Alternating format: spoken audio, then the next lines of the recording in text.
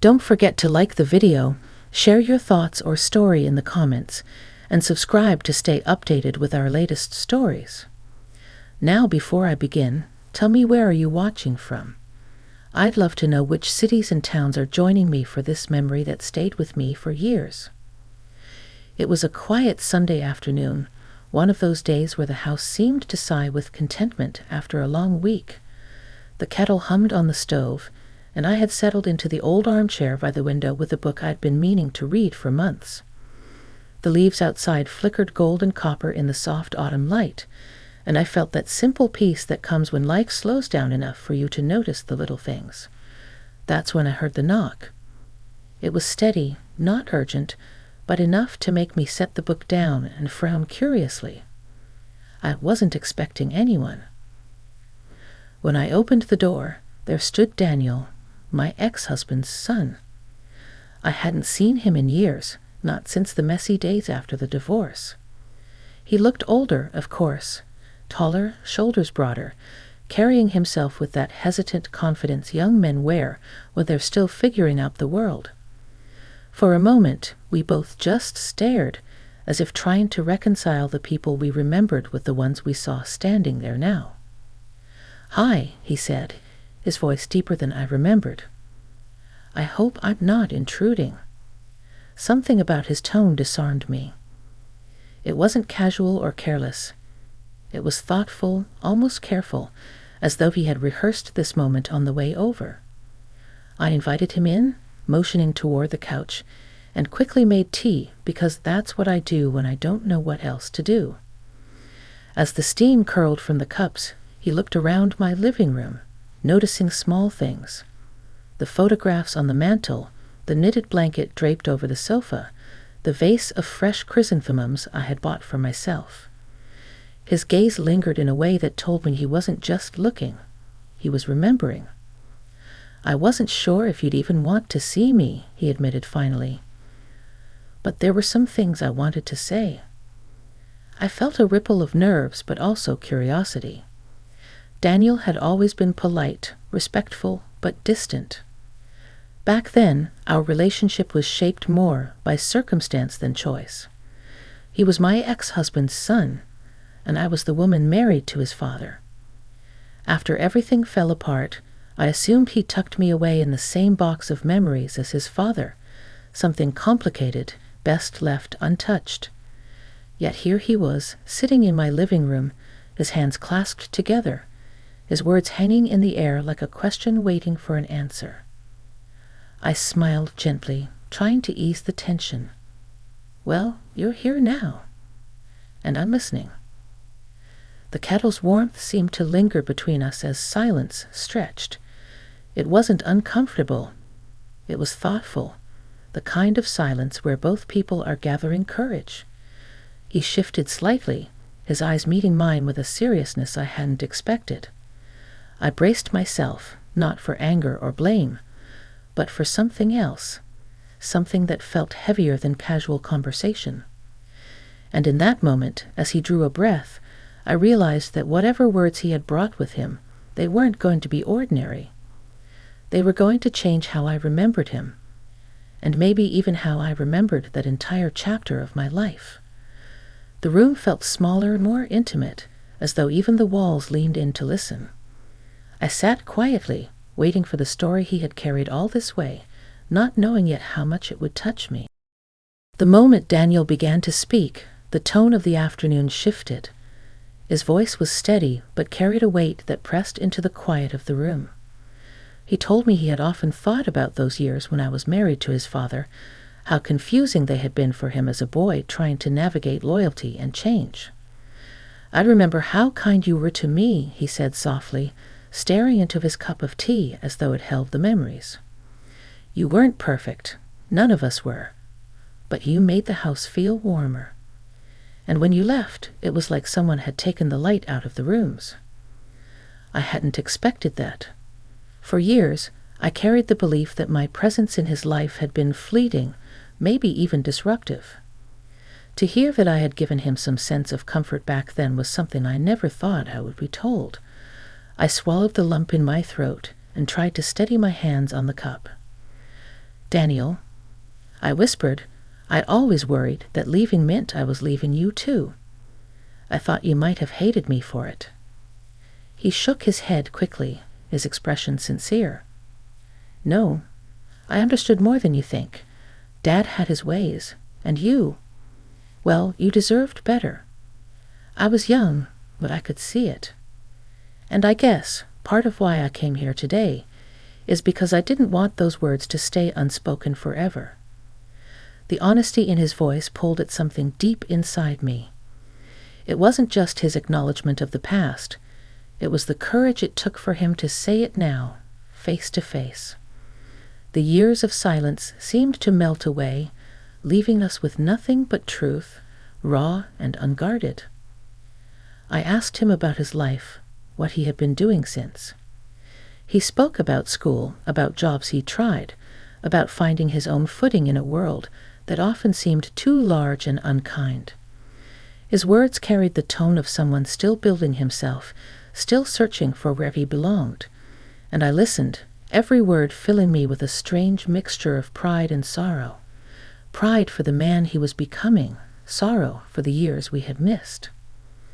At one point, he paused, his gaze moving to the photo frames on the mantel.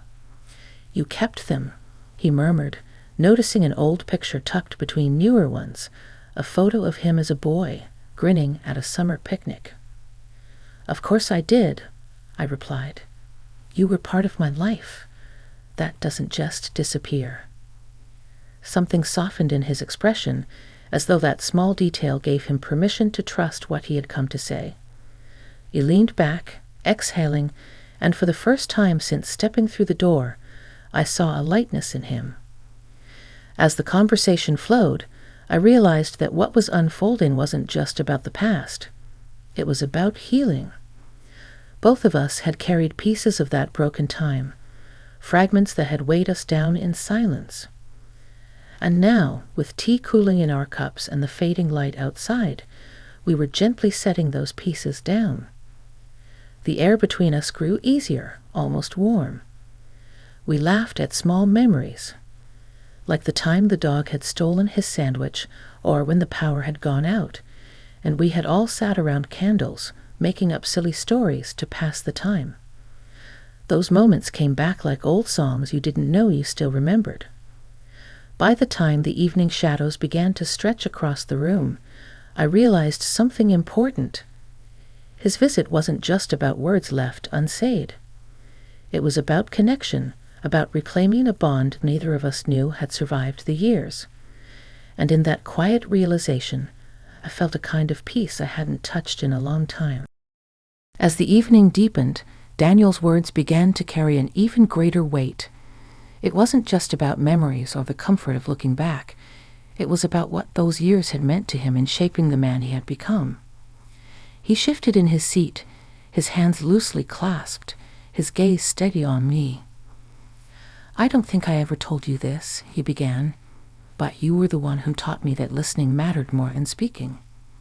I used to come home from school angry or confused, and while Dad would brush it off, you always stopped what you were doing. You listened, and that made me feel seen. I hadn't realized the depth of those simple moments, pausing at the kitchen counter, putting aside a dish towel, or just leaning in when his voice carried frustration. To me it was instinct, but to him it had been a lifeline. His admission left me sitting in quiet awe. I guess, he continued, I came here because I wanted you to know the difference you made. Even when things were falling apart, you were steady. And I carried that with me even after you left. Tears pricked at the corners of my eyes. I hadn't cried in front of him before, not even when I left, but the honesty of his words broke through the walls I had carefully built. I dabbed my eyes with the corner of a tissue, embarrassed but also relieved. I never knew, I whispered. I thought those years were just lost. I thought you'd only remember the arguments and the hurt. He gave a small smile, one that reminded me of the boy he had once been. I remember those too. But I also remember the dinners you made, the times you helped me with homework, and how you always told me I was capable, even when I doubted myself. That stays longer than the shouting. The room felt warmer then, filled with the quiet hum of shared understanding. I poured us fresh tea, though neither of us seemed as focused on drinking it anymore.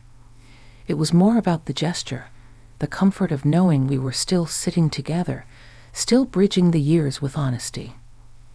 For the first time in a long while, I allowed myself to speak openly too.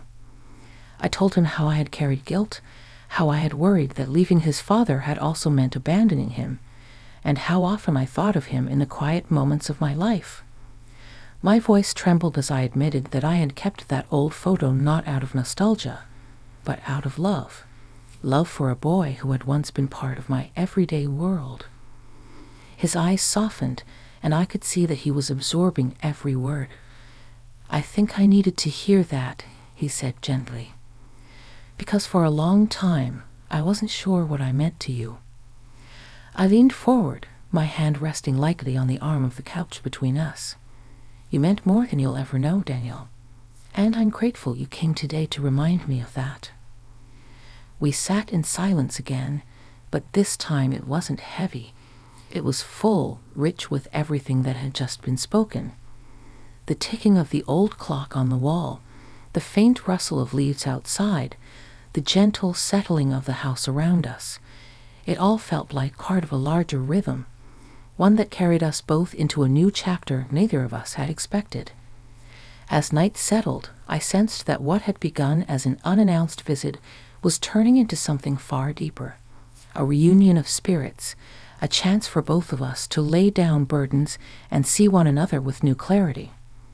And though I didn't yet know where the conversation would lead, I knew this: whatever words came next, they would not just surprise me, they would change me. The night had fully claimed the sky by the time I realized how much time had passed. The lamp in the corner cast a warm golden glow, and the shadows stretched across the walls like old companions who had quietly joined our conversation. Daniel sat across from me, his posture no longer tense, his expression no longer guarded. There was a calmness in him now, as if speaking the words he had carried for so long had finally allowed him to breathe easier. "I almost didn't come," he admitted, his voice low but steady. "I thought it might be too strange, too late, but something told me I needed to. Not just for me, but maybe for you too." He was right. In ways I hadn't even admitted to myself, I had needed this too. For years, the silence between us had been like a thread left dangling, unfinished and frayed. His visit had tied it back together, weaving a pattern I hadn't expected, but welcomed with my whole heart. I told him so, sharing that his presence had reminded me of something I'd nearly forgotten, that bonds once formed with genuine care don't vanish. They may go quiet, hidden beneath the noise of life, but they remain, waiting for the right moment to surface again. As I spoke, he listened, and I saw in his eyes the same attentive boy I remembered, only now grown into a man carrying his own battles and hopes. He nodded thoughtfully, then leaned forward, resting his elbows on his knees. "You know," he said softly, "there were times when I wondered if I'd ever get the chance to tell you this. Life moves fast. People drift. And I thought, maybe you'd never know how much you mattered." He paused, his eyes glistening under the lamplight. "But I didn't want to live with that regret. I didn't want you to live without knowing." His words reached into places I didn't even realize were still tender. For so long, I had believed my role in his life had been temporary, perhaps even invisible in the grander scheme. Yet here he was, telling me I had left an imprint that had outlasted the years. We talked for hours more, the conversation weaving between past and present, sorrow and laughter. He told me about his hopes for the future, the lessons he had learned along the way, the mistakes he had made, and the courage it took to start again. I shared pieces of my own journey, the struggles of rebuilding after the marriage ended, the small joys I had found in rediscovering who I was on my own. What struck me most was how our stories, though different, seemed to mirror one another. Two people who had endured loss, carried unspoken truths, and somehow found themselves sitting in the same room again, years later, with the chance to heal. At one point, we both laughed so hard over a long-forgotten memory. In running through the yard in mismatched socks, me chasing after him with his forgotten backpack, that we nearly spilled our tea. The sound of our laughter filled the house in a way I hadn't heard in years, echoing against the walls like a song I thought I'd forgotten. As the hour grew late, Daniel stood, his tall frame silhouetted against the dim light. He hesitated, as though searching for the right way to leave. I walked him to the door, my heart heavy yet strangely full. "I don't know when we'll see each other again," he said, his voice tinged with the uncertainty of life's pace. "But I'm glad I came. And I hope you know now you'll always be part of my story." I reached out, gently squeezing his hand. "And you'll always be part of mine. Don't ever doubt that." For a moment, neither of us moved. The cool night air drifted in through the open door, carrying the scent of fallen leaves and distant wood smoke. It felt like the world itself had paused to witness the moment, as though the universe wanted to mark it down as something sacred. When he finally stepped into the night, I watched until the darkness folded him from view. Then I closed the door and leaned against it, tears slipping quietly down my cheeks, not from sadness, but from a release that felt like a long-awaited exhale. I sat back down in the armchair where the day had begun, the book still resting on the side table, untouched. But I no longer needed its escape. The story that had unfolded in my living room was richer than any pages could have offered, a story of reconnection, of truth spoken aloud, of a bond rediscovered after years of silence. That night, as I drifted off to sleep, I thought about how life sometimes surprises us in the most ordinary of ways. A knock at the door, a face from the past, a conversation that reshapes everything you thought you knew. And though the years had carried us apart, his words had found me, reminding me that some connections are too strong to ever truly fade.